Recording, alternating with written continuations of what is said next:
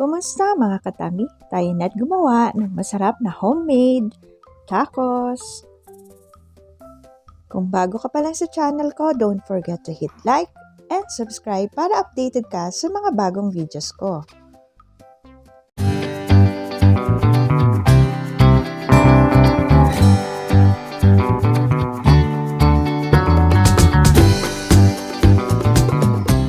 These are our ingredients for the tacos. So I will list them all at the description box. Some oil here. Hindi lang kasi non-stick naman to. Hindi tayo ng mantika.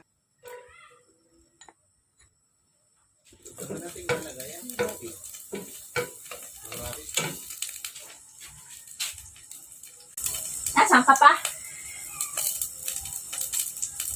Una natin lalagayaan. Sunod ay ang pa. So, maingay. Yung sound ng ano.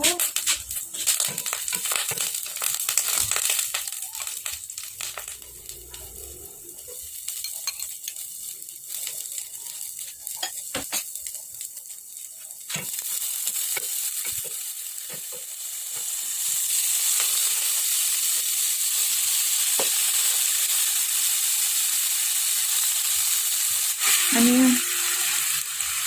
Yung kabikit ng bahay ng kakalang.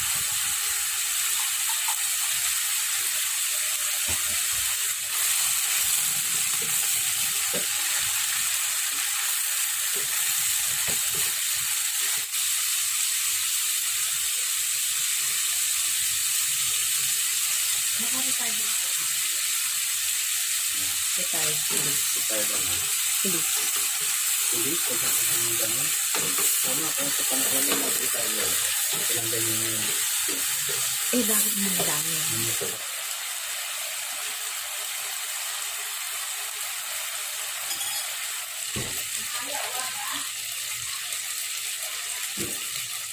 Kanya-kanyang assemble to, aba.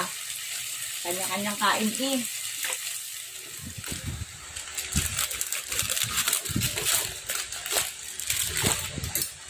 Stop siya! Ha? Hala! Ayusin mo! Anak, ganun mo oh. Pakita mo. Oh. Yan. Oh. Tapos, Lalagyan mo to. Pork muna. Ayun mo ng ano, coleslaw. ah, Coleslaw. Kamayin mo na. Kunti lang. Yan. Oh. Tapos lagay mo yung pork. Ayusin mo kaya yung cabbage na kalabas.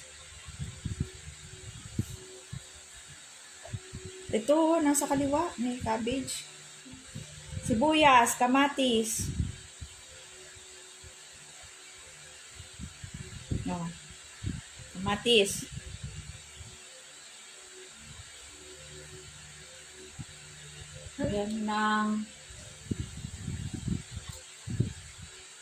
Lagyan mo nitong ketchup. paano itong cheese? Sa ibabaw na yan. Ay, hindi. Ano ba? Cheese muna. Cheese. Kaunti ang mahalagay mo. Dagdagin mo. Pamlagyan mo.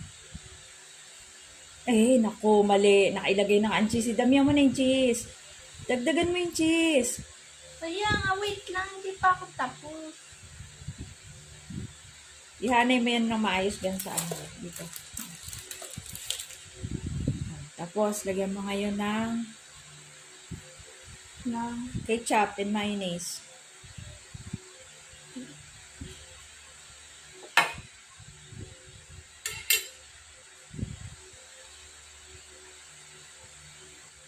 Hindi na. Op. Pangit. Dapat ginanong-ganon mo eh. Stylan mo eh. Op. Yan, stylan mo yan ang pag ano, no.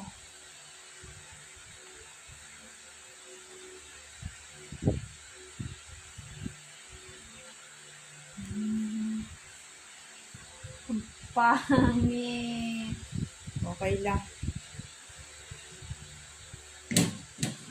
Hanay mo na lang dito.